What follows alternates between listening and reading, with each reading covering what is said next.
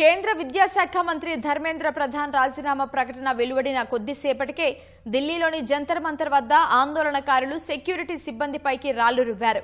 ఈ ఘటనలో ఓ ప్రత్యేక పోలీసు కమిషనర్ సహా 3 పోలీసు అధికారులు గాయపడ్డారని పోలీసు వర్గాలు తెలిపాయి.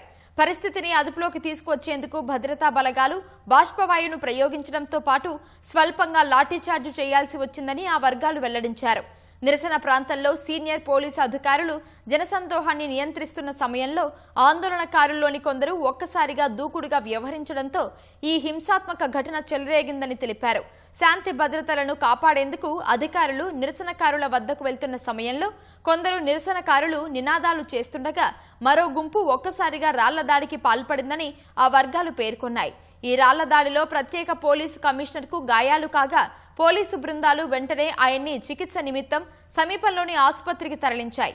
ఈ ఘటనలో మరో 2 పోలీసు అధికారులు కూడా గాయపడి ఆసుపత్రిలో చేరారు. ప్రస్తుతం వారి పరిస్థితి నిలకడగా ఉందని తెలిపారు.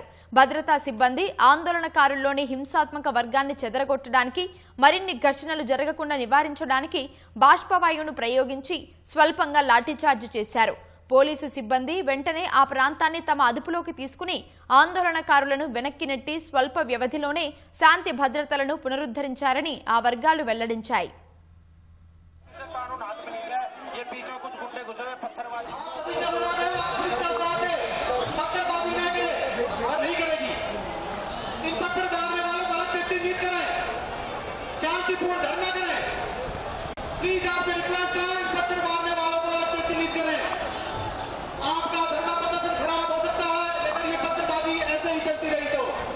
प्लीज आप आपका सहयोग करेगी, लेकिन आप